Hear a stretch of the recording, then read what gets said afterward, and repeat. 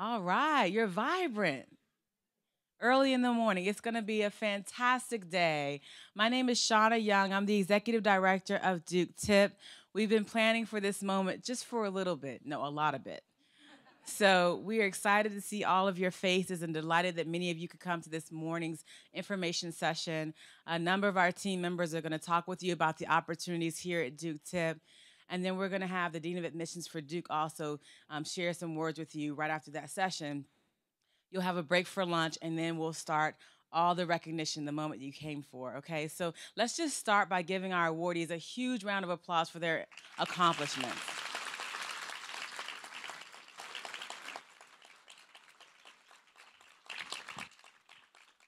I don't want to take up too much time. I'm so excited. I wanted to see your faces first thing. So I added myself to the beginning of this program, but it's really not about me. I want to make sure the speakers on the podium have enough time to talk with you. I'm delighted to introduce Matt Sears, our Director of Educational Programs, and he has an amazing bio, but I always start with saying that Matt and I actually taught together at Hillside High School right here in Durham, North Carolina. I taught science and he taught math, literally next door to each other. And so having the pleasure to work with him and our amazing ed programs team has just been delightful. Matt is an accomplished educator. He has had several awards, including Teacher of the Year and a Fulbright Scholar. We both went to Chapel Hill, the other school down the street. For our MATs, mine was in science education and Matt's was in math education. He also has an undergrad in uh, engineering from Purdue University. So I'll stop there, and I know you're going to have an awesome day, and you will see me a few more times.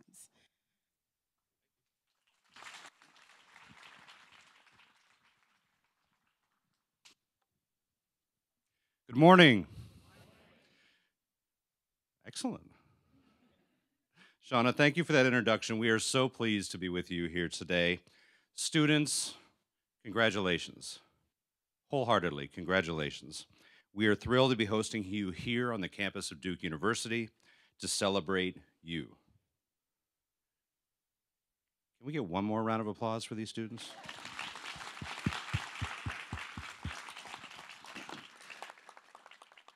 And parents and guardians, we congratulate you as well and celebrate your support of your students. A round of applause for the parents and guardians.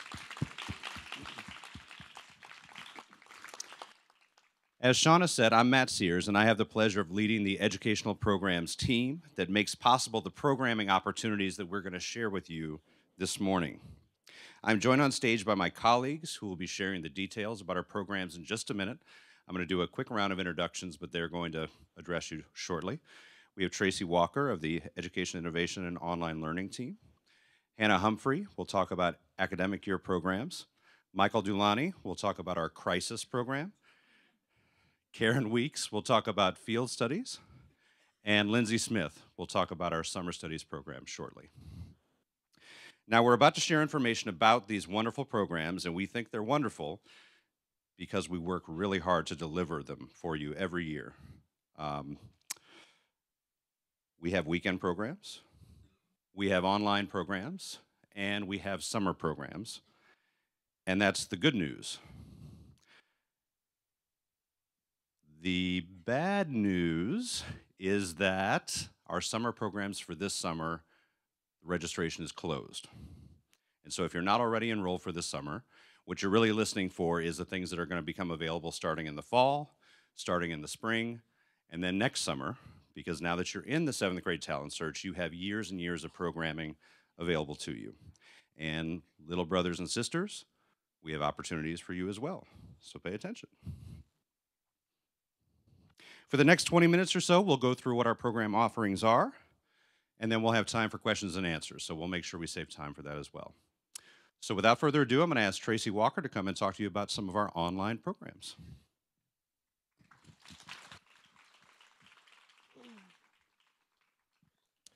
Hi, everyone. So as Matt said, my name is Tracy Walker.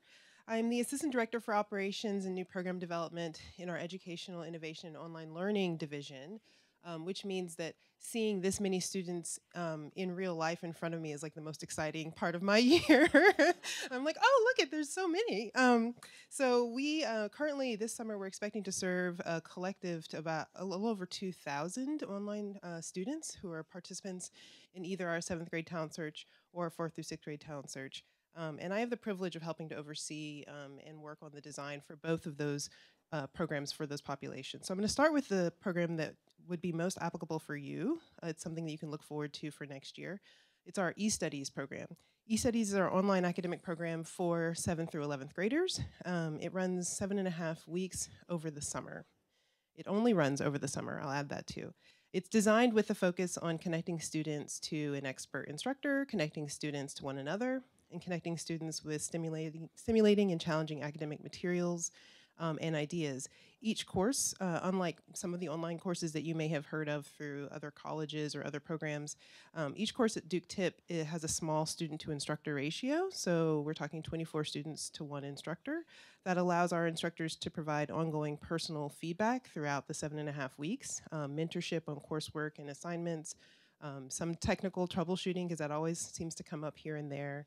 And students connect with classmates in a smaller environment as well to develop an online community, which is really one of the best parts about working in an online space is that you get to see the community develop in real time over time.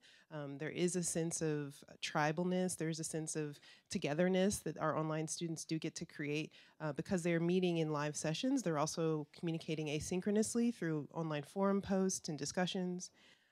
And I think one of the most exciting things for me in this division is that we're able to integrate leading edge instructional technology into our programs. We're using cloud-based software. We're using Google Apps for Education. That expands the opportunities for both teaching and learning. And many of our students cite that collaborative learning, cloud-based experience as like their favorite part of eStudies, not to mention the live sessions, which happen twice a week.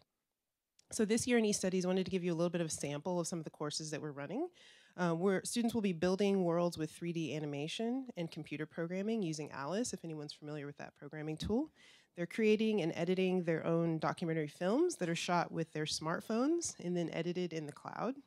They're designing and developing their own mobile applications and websites. We have a biotechnology class where students are exploring how tech can enhance and support human biology and our environment.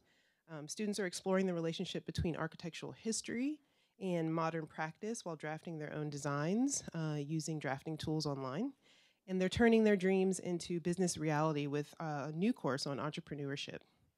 So the online learning environment that we offer allows students to take their learning on the road and stay mobile. That's usually the first question we get is how mobile friendly is this?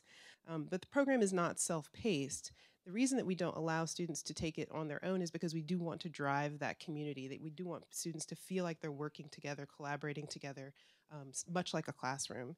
So each class has regular meeting times and there are regular weekly assignments. Students often tackle new material together as a group.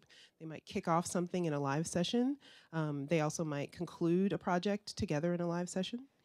This structure allows our classes to actually build that tight-knit community that I was talking about, even though the students live in different cities, states, and countries. In my time here at Duke Tip, at one point I believe we were operating over 7 time zones one summer.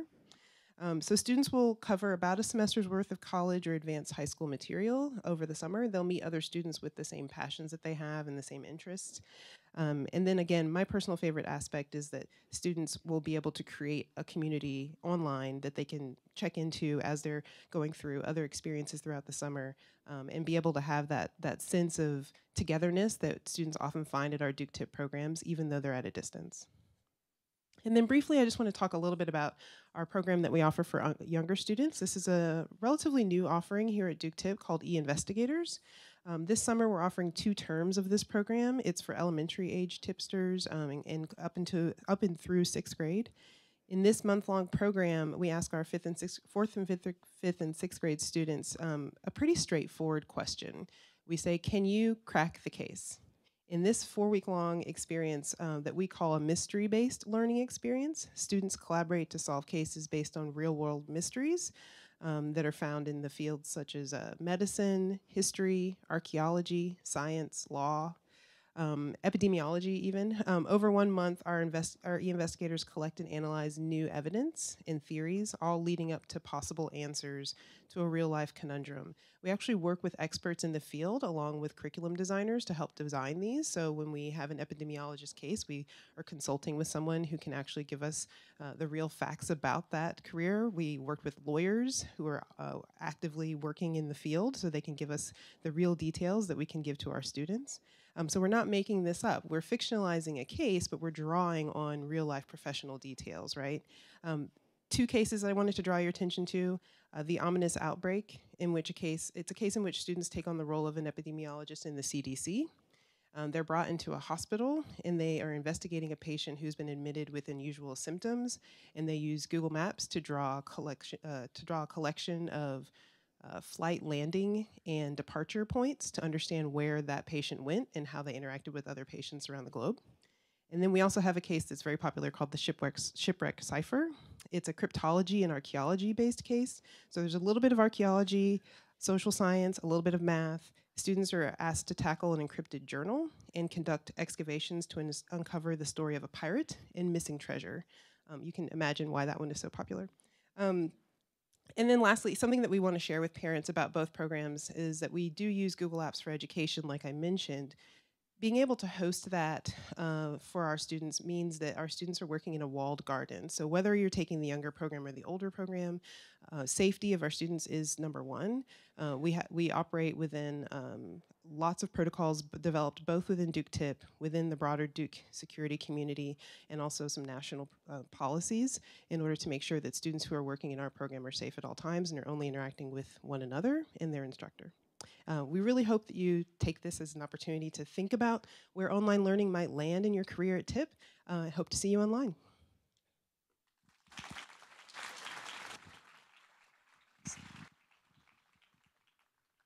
Good morning. My name is Hannah Humphrey, and I'm a program coordinator here at Duke TIP. First, I'd like to echo the sentiments of my colleagues by saying congratulations again. This is a great achievement for all the students and parents in attendance today, and I'm happy to share this celebration with you. First off, I'd like to talk a little bit about our academic yearly programs. We offer programs, two different types. One-day program for our 4th through 6th grade students. Some of you may have even attended those. Those are called our academic adventures. We also have a Scholar Weekend, which is a 2-day program for 7th through 10th grade students. We currently have 3 locations where we offer our programs, here in Durham, North Carolina, in Charlotte, North Carolina, and in Orlando, Florida. We also work with other institutions that offer similar programs in various locations throughout the United States, including Georgia, Texas, South Carolina, and Kentucky. We want to be cognizant of the fact that the majority of the students we serve just came from a traditional classroom on Friday and are probably returning to one on Monday.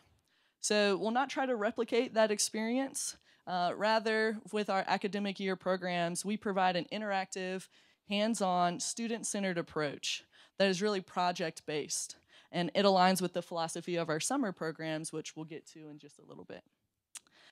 Students are going to spend a day or two taking a deep dive into a unique content that they may not be exposed to in a typical classroom. They'll be interacting with like-minded peers, and the courses will be facilitated by talented and qualified instructional staff who will challenge them with rigorous curriculum. We offer math, science, and humanities courses that appeal to diverse learners. Some of the examples of our courses include Ethics of Economics, Virtual Reality, Secrets of the Brain, Stop Motion Animation, The Business of Biotechnology, and Psychology and the Law, just to name a few. Our programs run for 2 months in the fall, with registration opening for those in August. We also have programs for 2 months in the spring, with registration opening for those in December. Visit the Duke TIP website and check out the Academic Yearly Programs page to find out more and to register online. Thank you so much for your time. We hope to see you in the fall, and again, congratulations.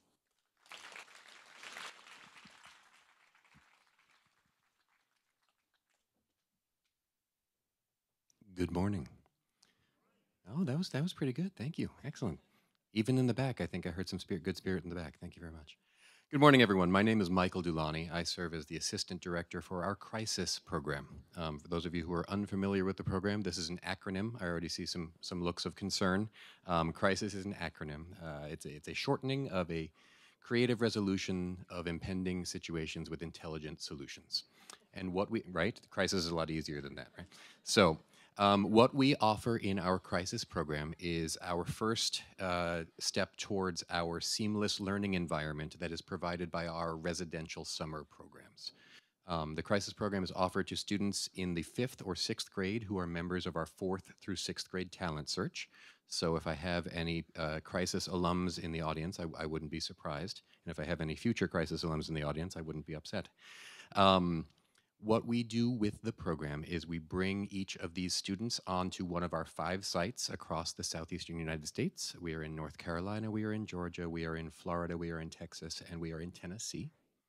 And we bring the students together in research teams. And what the students in the research teams do is they try to tackle and solve an impending hypothetical crisis. The last 2 years, we have managed to stave off damage from an oil spill, and we have also managed to put the brakes on a flu pandemic. So this summer, what we're doing is handling an impending hurricane. The 6 different research teams at each site work primarily in that discipline, whether that be in engineering and infrastructure and architecture, or governmental response, or how journalists and the media cover this, the marine biologists being able to help out at the coastal regions, things like that. The students work in that team for a week, working on how to solve the crisis from that professional lens, but also from the academic steps necessary to hold that professional lens. The 6 teams also work together across teams because we want the students to understand that leading medical professionals in the country would not be solving that kind of crisis in a vacuum. They would be working across the disciplines to make sure that the whole team is working on solving the crisis. In this 1 week, we hope that each of the sites manages to solve the crisis. That's what we shoot for as the goal. The other thing that we get to do is offer this first attempt at academic growth, social growth, and the chance to really connect with a group of peers that our 5th and 6th grade students might not have received in another setting. One of the things that we are very happy to see from our crisis program is that students get a chance to really grow in their leadership abilities.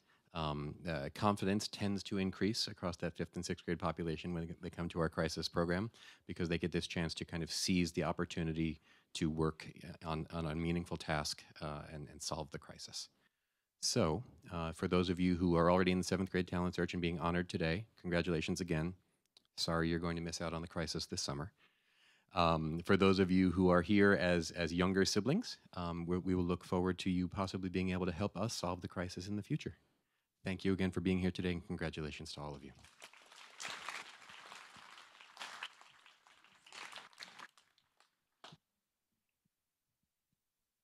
So I'm here today. My name is Karen Weeks. I'm the Assistant Director in charge of our Field Studies program. Our Field Studies program gives high school students, so we're talking about the other end of our spectrum from our crisis and some of our AYP and online learning.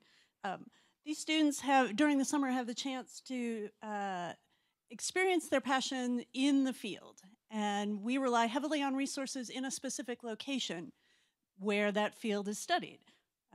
It is a program for our oldest students, so students who've completed 9th through 12th grade. It's a 2-week program for high school students.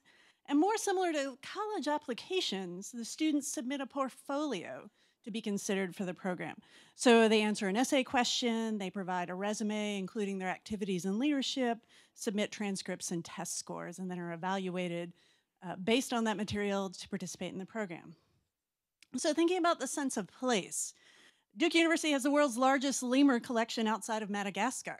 And so the Duke Field Studies students learn behavioral observation techniques and develop questions to carry out those research questions in non-public areas at the center. So this is an up-close and personal observation of lemurs that they can only do here or in Madagascar. Millions of years of animal and human history are visible in the state of New Mexico. So we teach students field work as they dig for fossils in Ghost Ranch, New Mexico, and study paleontology. The Pisgah Astronomical Research Institute, which is up in the mountains of North Carolina, is a former NASA tracking site.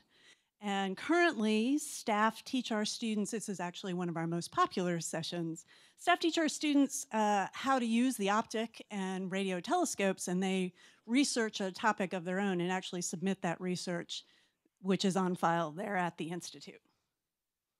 And I would be remiss if I didn't comment on our studying tropical medicine and tropical biology in Costa Rica.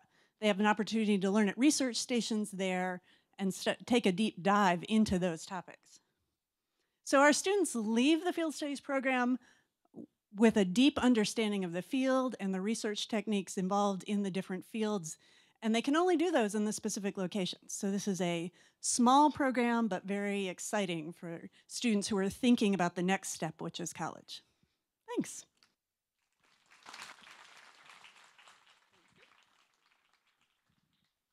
Hello, I'm Lindsey Smith, our program director for Summer Studies, which is our 3-week residential program for 7th through 10th graders.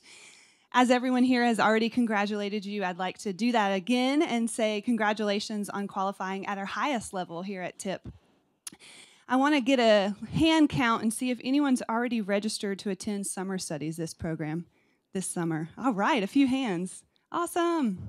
So if you aren't coming to Summer Studies this summer, as Matt already said, registration has closed, but there's always next summer.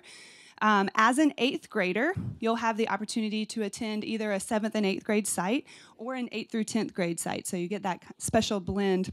Our 7th and 8th grade sites are Davidson College near Charlotte, North Carolina, Trinity University out in San Antonio, Texas, Wake Forest University in Winston-Salem, North Carolina, and then our 8th through 10th grade sites at the center level are Georgia Tech in Atlanta, Georgia, Rice University out in Houston, Texas, and the Duke University Marine Lab in Beaufort, North Carolina on the coast of North Carolina, or right here on East or West campus of Duke University.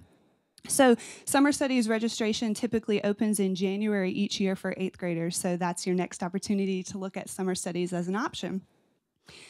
I'll go into our program model a little bit. At Summer Studies, our program centers around our academic life and student life models. The academic classroom is a stimulating and engaging environment where students explore rigorous curriculum. They dive into authentic experiences, collaborate with their peers who are excited about the material like they are, and get to think critically and creatively to solve problems. Our courses offer something for everyone divided into 6 strands. We have fine arts, including architecture and the history of music. We have humanities, including literature, debate, creative writing, ethics, and philosophy.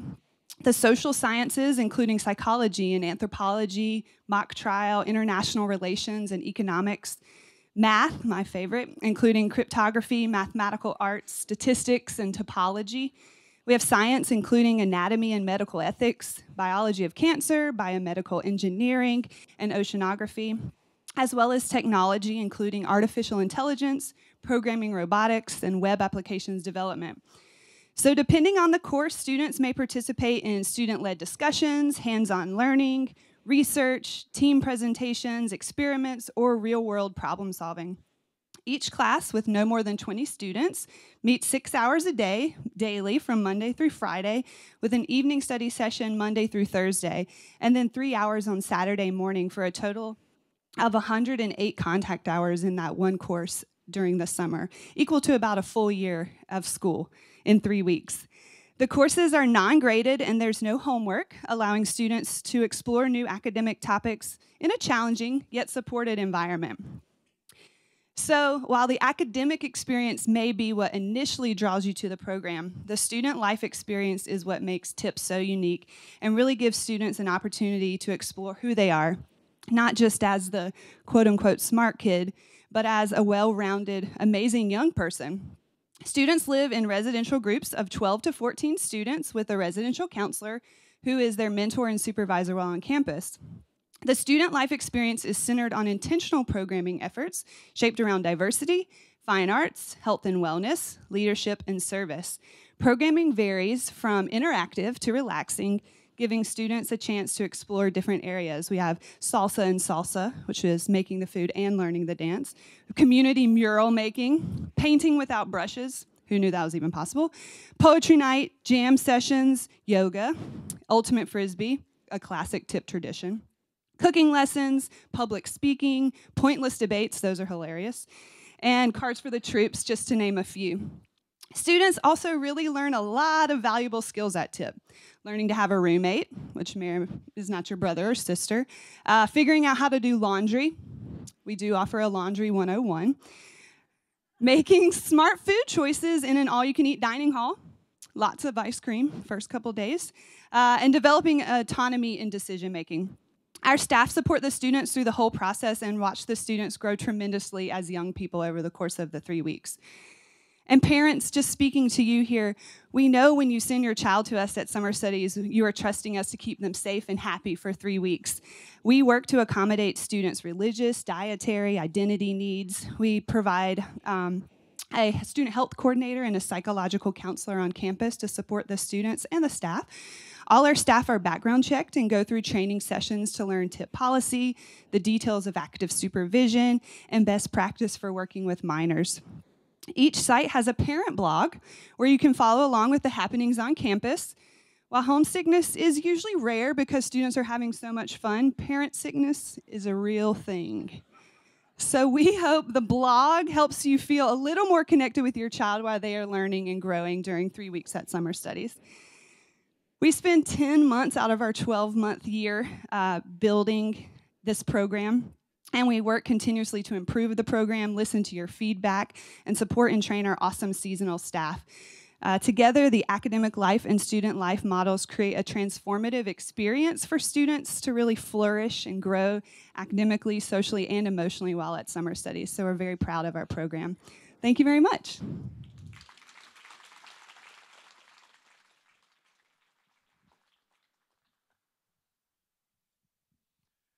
Okay, so before our next session with our Dean of Admissions, Mr. Gutentag, we have a few minutes for questions that you may have about our programs, any topics we haven't covered. We've got a couple mics that our staff will walk around and be available for questions.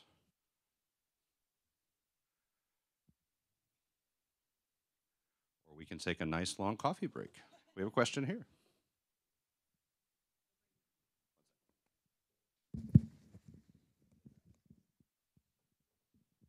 Hi, good morning. We are from Austin, Texas. Our oldest boy, he actually went to the summer study, and he's under graduate college at Duke University. All three of our kids, she's the youngest one, all make into the grant ceremony. So we really appreciate this program. My question is, can Miss Lindsey Smith tell us more about instructors and educators for the summer studies? Absolutely. So our instructors are typically graduate level students or professionals in the field with a couple of years experience. We have many instructors, about 50% of our staff return each summer. So those staff as instructors are experts in their field. Some of them have teaching experience and are teachers in the classroom, excellent teachers coming to work for us in the summer, but many are graduate level students or higher, and we provide that pedagogical support with an academic coordinator on each site to help support the learning environment. And then each class has a teaching assistant, which is typically an undergraduate student or a graduate student studying in that same field that's there to support the students during class and during the evening study session. And so we bring in content experts and then help provide them with that pedagogical training on the how to do the teaching and provide that support to the staff.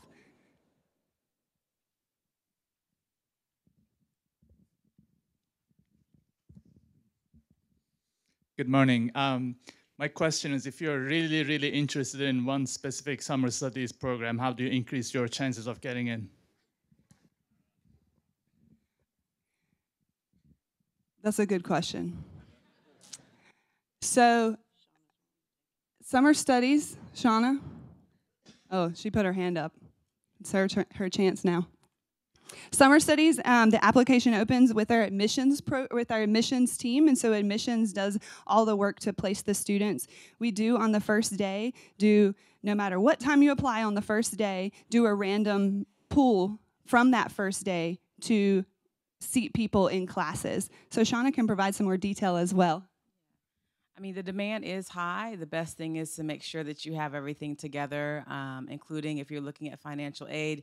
We put that information out there pretty early, actually, to make sure that that is not a deterrent for you getting a place in the program.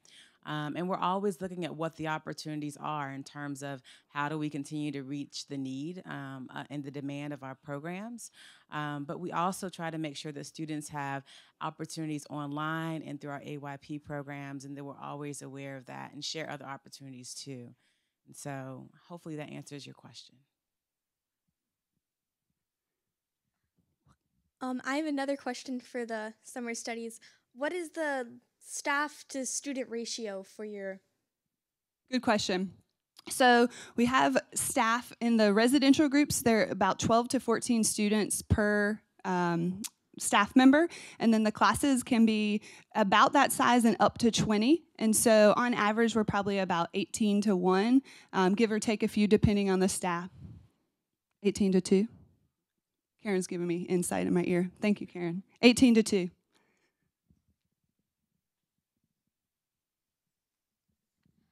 How has the growth of importance of public service influenced programs here at the main and public programs at Duke University?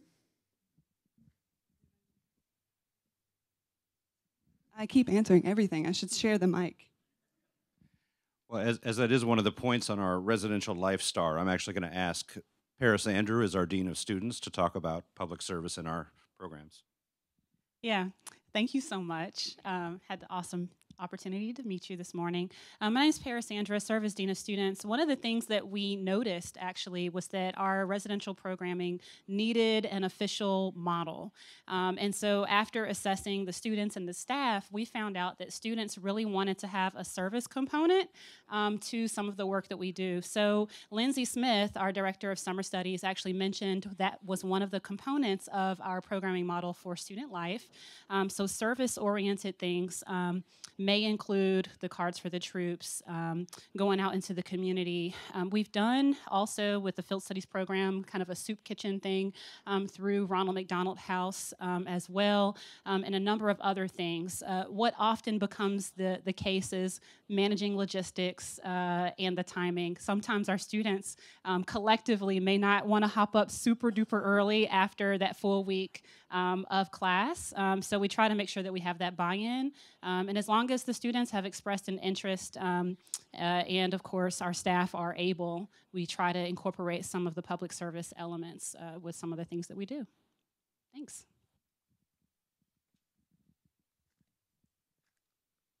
Thank you. Tracy, you talked about some of the e-studies programs. I noticed on the website there's more courses like with algebra and language. Can you speak to that as far as the different language courses and things? Thanks for that. So the two courses that were mentioned were our Algebra 1 online course and our Rosetta Stone affiliation. So those are actually, while they're offered online, they're not instructor-led. They're two self-paced offerings that we have through partnerships with those leaders in the field. So if you were to look at a self-paced option, if that was something you're interested in, that can be initiated now that you're in the talent search on your own. They aren't a part of eStudies. So I want to make sure that that's clear, that it's not a part of a classroom community. It's not that program that we were talking about, but it is self-paced, really a rolling purchased product. So we have an affiliation with Rosetta Stone where they have allowed us to collaborate on a version of their product that is specifically for K through 12, specifically for gifted learners. So we actually were able to access the back end of their curriculum and modify the typical off-the-shelf Rosetta Stone for our students with our curriculum experts in-house. And then also Algebra 1 online is something that we do find that students are interested in. Many students in this group are probably either are about to take or already have taken Algebra 1, so it may not be the best thing that's provided for you, but it's an online, self-paced, Algebra 1 accelerated for gifted students experience if you wanted to purchase that. But it's through our, if you were to go to our benefits area and look for those it's technically an independent learning type experience that you would purchase. Quick question on another e-studies question. Our daughter she does summer camps during a little bit later in June, and part of the policy is no computers, no phones. It's actually unplug them for a couple of weeks. So if you're missing that during a period of time, is there a way to accommodate participation in any of these e-studies courses? Right, so that's a really good question. It's one that we often get actually in-house because people will say, can you do summer studies and e-studies at the same time? So I'll use our example answer, which is unfortunately no. The e-studies is flexible, like I said, but since it does have those deadlines, there's sort of a limit to how much material can be missed. We do say 7 consecutive days is a limit. So we have students who come in and say, I'm gonna miss the 3rd week entirely. But they've been there from the beginning. They're going to be there at the end. They can communicate with their instructor. They can work that out. We have students who will do 2 or 3 days at a time, and then maybe a week later, another 2 or 3 day absence. All of that can be accommodated. Anything more than that puts a strain on the student and makes the experience a lot less fun, we found, because then you're talking 10 to 14 hours a week in terms of class material, and then they've somehow got to figure out how to collapse that, and many of our students are high achieving. They don't like missing material. They don't like feeling behind. That's not something we want to put on a gifted student who's there to enrich themselves. So typically, and we do have the policy, so I can talk to you about it a little bit if you have a specific situation, but typically we do advise against that because we don't want to take away from either camp. Could I ask, please, if you have seats available, could you move in towards the center so that we have a lot more people coming in so that there are rooms for them to fill in too? Thank you.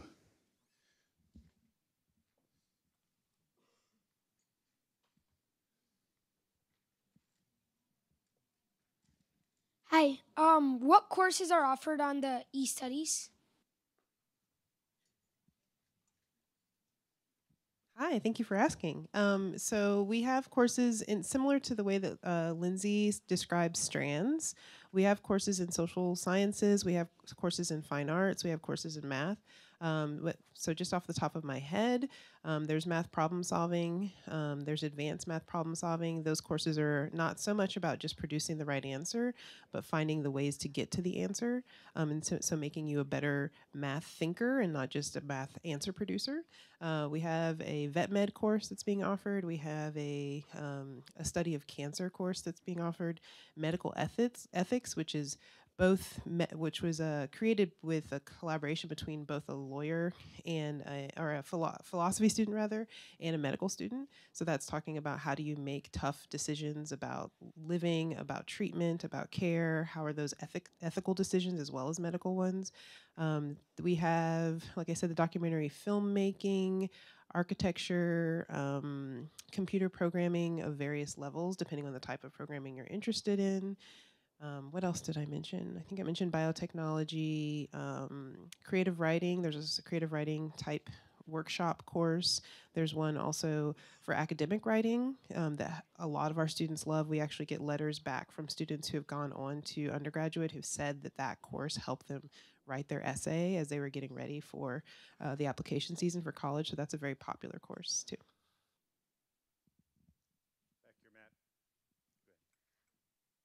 Hi, my name is Alicia. I'm from Florida. I just wanted to ask, what is a typical day in the summer studies? That's me. So typical day is potentially waking up early for a morning run. Most of our RCs offer a morning activity, and then heading over to breakfast.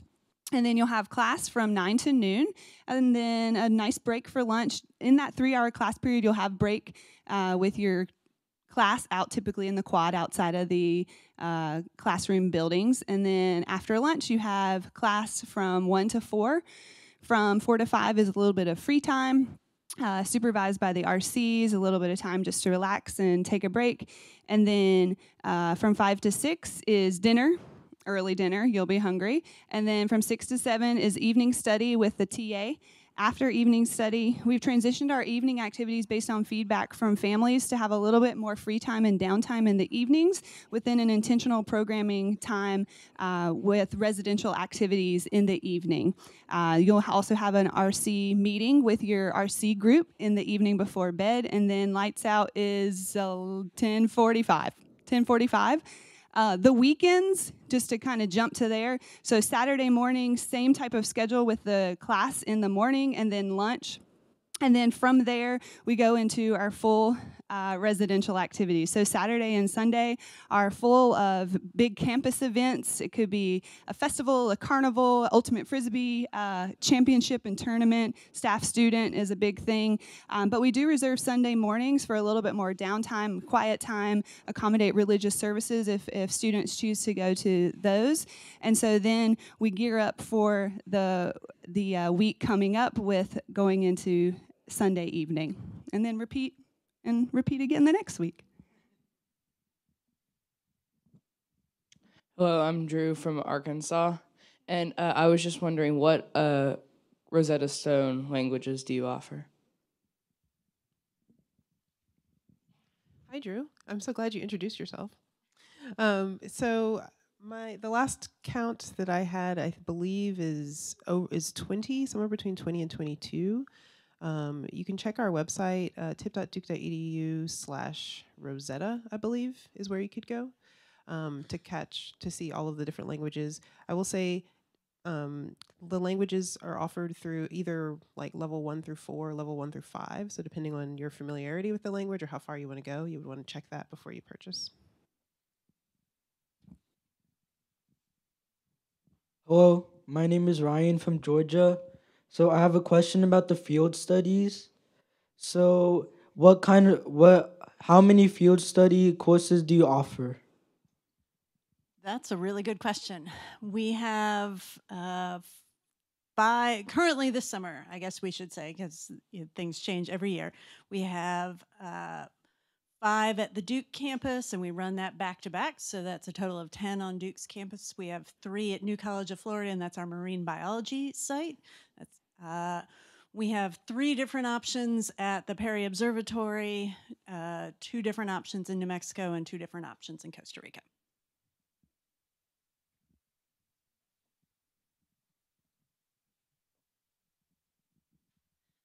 Hi, this is a question about the online courses. My daughter has registered for psychology online and supposedly starting June the 7th.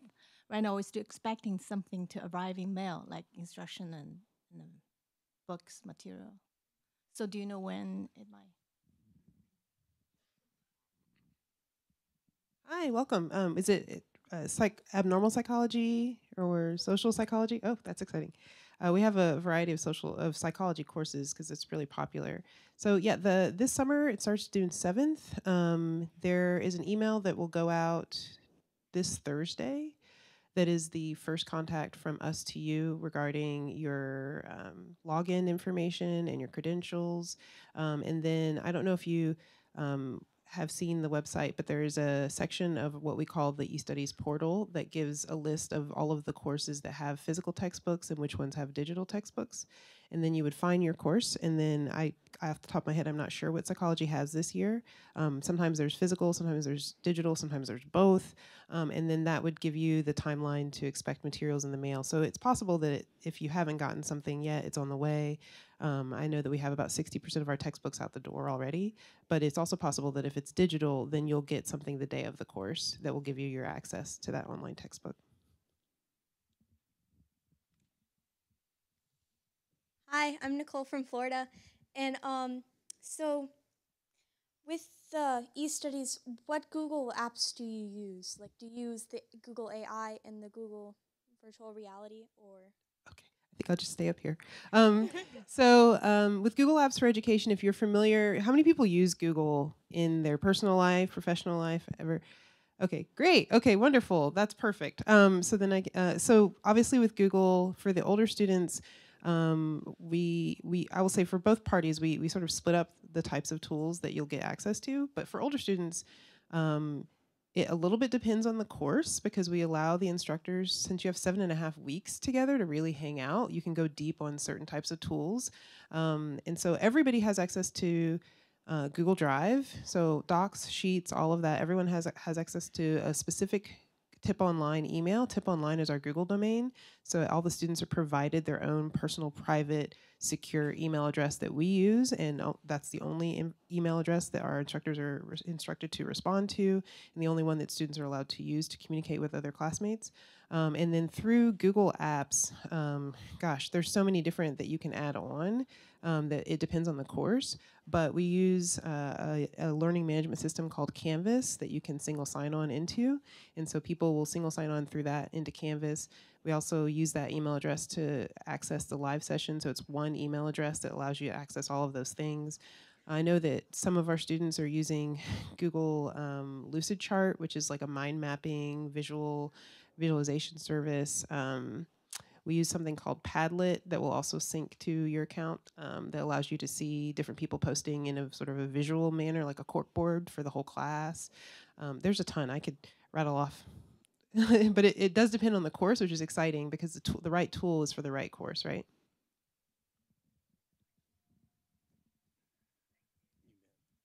Hi. Other than Rosetta Stone and Algebra 1, do you have plans to offer any other year-round online opportunities? Not currently. What we found is that Rosetta Stone and Algebra 1, like I said, are self-paced online, so you would log in and you're determining the pace at which you want to work. For the older students, I believe in the past we did have e-studies, instructor-led class-like experiences throughout the academic year, and we found that older students are so busy doing sports and other activities that wasn't the best fit for that population. But we've been talking about, actually in the last week or two, really the last few months, but definitely the last week or two, saying, okay, what would it look like for it to be successful and to meet the needs of families? I will say that if you ever get a survey from Duke Tip, please take it, because we pore over your responses to help us understand what you'd like next, and that's not just for e-studies, that's for any of our programming. So if you ever do get one, please do take it, because like Lindsey said, so much of what we do each year is spending time figuring out what we can do to improve the experiences for all of you, and that includes looking at survey responses. So this is a question for the e-studies. So if you're not really there on the first 2 days, like if you're checking in from a hotel or something, would that be easy to do? I would say that we spend a lot of we understand that everyone's working at a different pace and everyone comes to the program with different levels of technological familiarity and comfort. And so you are given definitely more than a couple of days to get used to the tools and to get used to the login. Like I mentioned, 2 weeks before the program starts, we send out a tiny teaser bit of information, your password, your username, so that you can log in and at least get familiarized with the basics. So I would say if you respond to those early 2-week out emails actively and you jump right into what we do give you before the program starts, then we would be able to work with you and even be able to preview to your instructor what your schedule might be.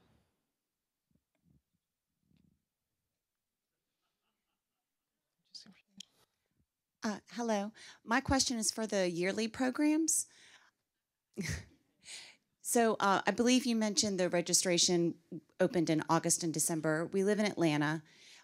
When will the offerings and the locations be posted such that we could review it to determine if that's something we wanted to sign up for? Yeah, thanks for your question. The offerings and the locations tend to fluctuate from year to year, especially when we partner with other institutions. So any member of our talent search, so everyone in this room, will be getting emails about geographic locations that are close to them within the next few months that kind of outline what's going to be available and when they'll be available. And again, that's on our website as well, so that information can be found there. Matt wanted to say something. And the University of Georgia is one of our partner sites near Atlanta. Hi, for the summer studies programs, are those all the activities on site on the campus? And if any extracurricular activities that they do on the weekends, and how do they transport the kids? Good question. So a lot of our activities are on campus. They're kind of field day type of events. A couple of our sites do have off-campus events, and typically, if those happen, they're transported via charter buses. A couple of the sites go to like a minor league baseball game, and it really just depends on the availability in the area and what we can find. Cost is also a factor because we want to keep that within the payment that you've already made. We don't ask students to pay for those, so those are program-sponsored events that are part of the fees that are already paid. So those occur in different events depending on the year. My name's Hannah, and I'm from Texas. I was wondering about the summer studies. Do you get to choose what topic or like strand you're taking a class under, or is it all just random? You do get to choose. So when you apply for the program, you choose the courses and the sites that you're interested in, and you can rank up to 9 courses at different sites, and then that's how our system goes through and puts you in to the courses that are open. And it is based on your testing scores, and so depending on how you ranked on your scores, you're available for different courses, and then that's how the admission process works through what's available. And to that earlier question about how to increase your chances, it is really to explore that we may offer the same course at different sites. So while the course at Duke University may be your top choice, the algorithm will go to your second choice if that course is full. So your second and third choices, prioritizing those to be similar to your first, would increase your chances of getting that content as your summer course. Hi, I'm Zane from Dallas, Texas. And I have a question regarding summer studies. Is there a specific uniform we have to wear, dress code? Wear your summer gear. We, of course, do have a dress code we want you to be comfortable with. We don't want to have anything that's offensive to anyone, obviously, but there's no uniform of any specific kind.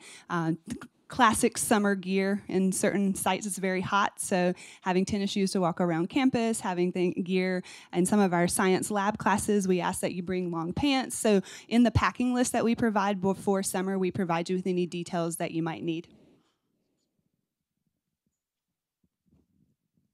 I have a question about the summer studies. With the subjects like social sciences and things like that, is that one class with all of the sub-subjects under it, or do all of the sub-subjects have a class? That's a good question. So the strands are just that. They are the strands, and each class fits within a strand. So like psychology, philosophy, those would all be different classes. And then certain classes go even deeper, like we might have like a social psychology and an abnormal psychology. So we have a lot of different course offerings within each strand. That's a good question. This is Ratan from Minneapolis. We don't see much program in the Midwest. Are you going to change in the next few years? I think we need to send a survey. We are constantly exploring where we can provide programming for our talented students. So you generally see us in the Southeast. We've just moved our 5th and 6th grade program from the St. Louis area to the Nashville area. So we can't do any big reveals today that we're heading to Minnesota, but we are constantly exploring what opportunities are out there. And just to peel back a layer a bit, we're looking for interesting sites that can provide something unique. So the Lemur Center here at Duke, that's something that we're going after. Engineering schools at Georgia Tech, places like that. So we would love your feedback in all seriousness about sites, but no big reveals today.